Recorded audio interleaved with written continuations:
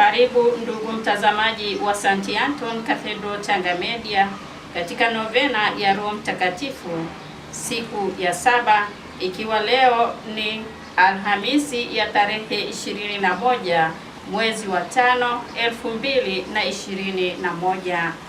Roho Mtakatifu anatupa hekima. Hekima tunayopewa na Roho Mtakatifu si sawa kama hekima inayopatikana katika ulimwengu huu. Hekima ya Roho Mtakatifu ni ile ya Mtakatifu Paulo aliyowaambia Wakorinto ya kuwa ni hekima ambayo watawala wa dunia hii hawakuielewa. Maana kama wangalielewa, hawangalimsulubisha Bwana wa utukufu. Lakini ni kama yasemavyo Maandiko, mambo ambayo jicho halijapata kuyaona wala sikio kuyasikia, mambo ambayo binadamu hajapata kuyafikiria moyoni, hayo ndiyo Mungu aliyowatayarishia wale wampendao.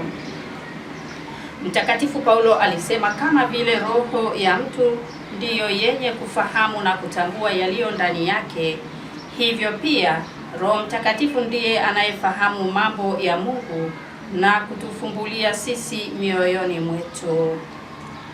Katika siku hii ya Pentekoste tunatazamia kumpokea Roho Mtakatifu. Yeye aliye hekima ya Mungu atatufumbulia siri za Mungu na ukweli wake. Ndiye atakayeamsha ndani yetu mapendo ya Yesu msulubiwa, mkombozi wetu. Ni yeye atakayetuongoza kutenda mema na kuacha mabaya.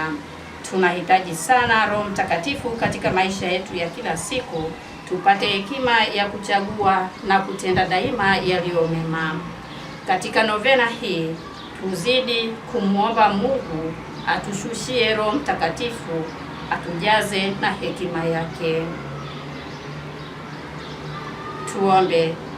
Mungu, uwabariki viongozi wa dini na wasaidizi wao, wapate kutuongoza kwa hekima na mapendo.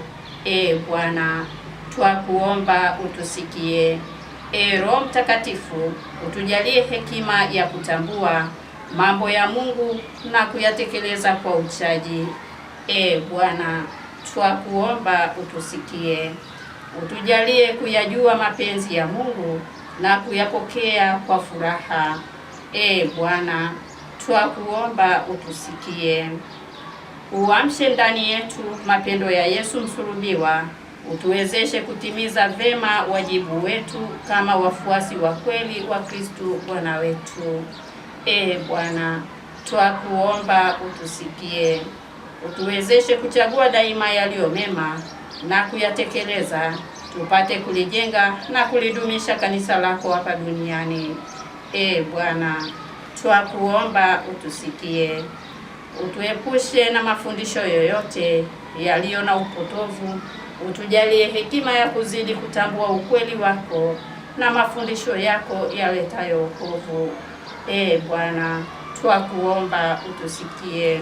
Hekima ya Roho Mtakatifu ituongoze katika safari ya maisha yetu hapa duniani, tupate mwishowe kukurudi wewe, Muumba wetu, uliye mwanzo wetu na mwisho wetu. Bwana, twakuomba utusikie. Tuombe. Mungu Baba wa utukufu, tunakuomba utupe Roho wako wa hekima, atuwezeshe kufahamu vema, atuongoze kuishi maisha yenye kupendeza, utusaidie kupambana na matatizo ya maisha, tupate kuishi maisha mema hapa duniani, na mwisho tupate tuzo la heri na furaha yako huko mbinguni. Tunaomba hayo kwa njia ya Kristo Bwana wetu. Amina.